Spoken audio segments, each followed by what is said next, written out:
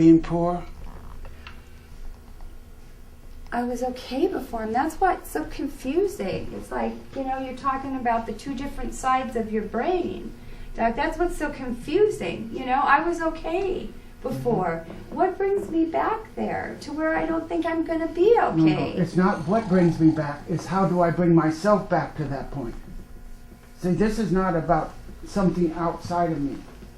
You bring yourself back to that point. When you were talking about being in the car and trying to earn an evening's meal. Yeah. And you're that little girl. At least you were all together, huh? Mm-hmm. Yeah. At least you had a family. Yeah. So what do you do when you're doing okay? You pick someone and you try and make a family and you get yourself in financial trouble. Mm-hmm. Because that's the picture. Mm. That's the picture. To have somebody, I have to be struggling financially. And you get it cycled back there somehow every time. It's your pattern. Yeah. And that's see, the it is, pictures. yeah. Yeah, that's the pictures we have to deal with. Yep. Yep.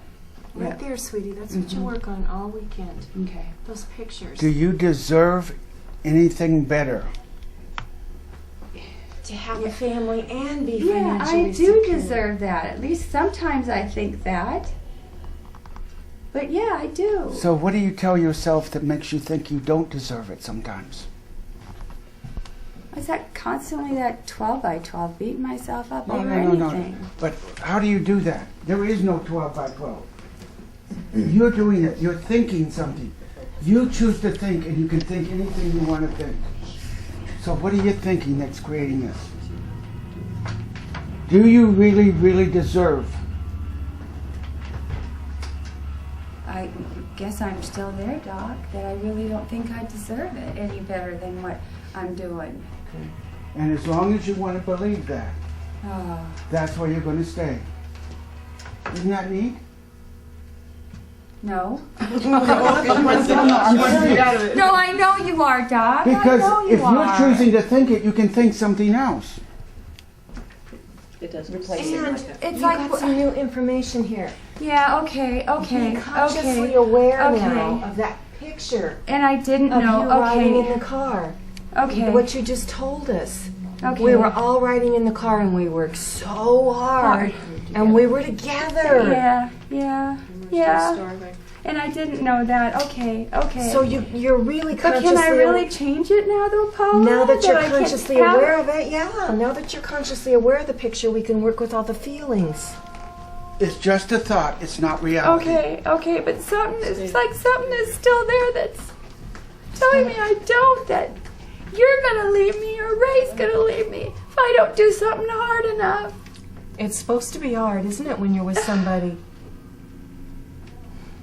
Isn't that what you're And I telling us? make it hard, though. I'm doing it, though.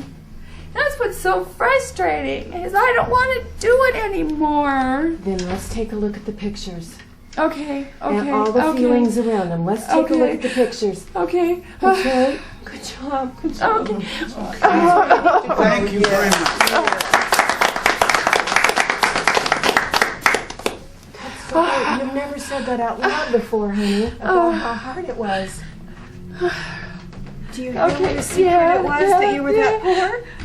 That is so cool. We got something to get a hold of this weekend now. Okay, and you know how it relates because you've been dealing with me. Yeah. It relates totally. I Okay. could not figure out why you take yourself down each time you fall in love. Now it makes sense. Okay. Okay? I Okay. am so glad you're Okay. so great. Okay. Okay, it does. It makes sense now, hon. Okay. Yes. So she put a picture with What? We're together and we got to be poor. That's the picture. Okay.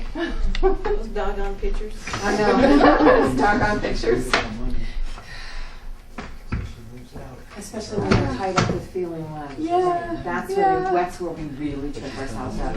Because then when we try and create love, that picture pops up, and you go, oh yeah, this is the way it's supposed to feel. No, you're not little anymore. You're not capable anymore. Well, that's one of the things you told me last time at the workshop, that look at the pictures and try to change those pictures to better pictures. Or if a certain situation comes up where those feelings come up again, that picture pops up, that really helped me a lot. That really did. Yeah, because I was just talking to somebody earlier before class today that, you know, he said, well, logically, she doesn't make any sense. I said, Logical. but the picture she's carrying makes it make sense to her. Right, He goes, right. oh. I said, it doesn't matter what the facts are. Exactly. This picture she's carrying at this event, that's where all her feelings are And coming from. the pictures are real. Your body does not know the difference between what is real and what Yeah, you're picturing, what you're imagining. Yeah, yeah. I need. Just like a nightmare, it doesn't know, and your body reacts as if it's true all over again. Yeah. Put you in I that place felt all like I over was again. really there. What? In your purse, check the Oh, for the pizzas? Yeah, it's out in my purse in my garage. All right. Thank you, Oh, Cheryl. me too. Me too. Yeah. Oh, that is such a great piece of information, Michelle. Awesome. How'd that go? Real. One of the neat things about the group, I think, Yeah. is there will be someone in the room that will touch your heart and that may not have lived your life, Yeah. but they will touch your heart. They will understand what it is you're feeling. And then these pictures will start to make sense. And the minute we become consciously aware of them, whether we're still in that incompetent stage or not, or we've moved to competent, it doesn't matter, because once you get that this picture is here, and that's what's causing my feelings and my meanings and my beliefs, and that's why I'm repeating these behavior cycles.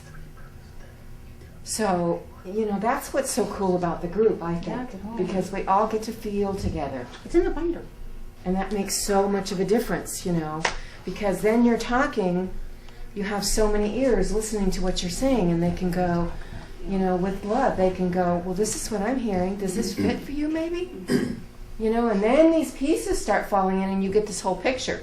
Now it's not a puzzle with pieces missing. You've got a whole picture. And you go, whoa, okay, now I can make some new decisions. Well, then it also triggers Yeah. feelings that you didn't even know you I had. didn't even know you had. Yeah, and it's like, whoa, why wasn't even feeling that way? I wasn't. You're not going to process. You're not going to nothing. You're not. Yeah. You're okay, and suddenly, geez, I'm not okay. After all, there's a lot going on. I think one of the big things for me was all my life, no one acknowledges what I felt. Yeah. And to have someone sit here and say, Yeah. I hear you, Yeah. to actually Yeah. validate Yeah. my feelings, Yeah. oh my Family. God. Yeah. Yeah. I got told all my life, wait, you shouldn't feel that, or you Yeah. want something to cry about, and all those kind of things. So just to have someone sit with me and go, Yeah. I hear what Mhm. you're, you know, what you're Mhm. feeling. Mm-hmm. Just listening and not having an opinion. Yes. Yeah. You know, not it's the right kind of feedback that you're getting. It's not negativity. It's just an open mind and listening to you, and you know that's helpful. And that the feelings are okay. Yeah. I never felt that feelings were okay. No. No, and I won't work as hard as I have to realize that I have feelings, because I've stuffed them for so long.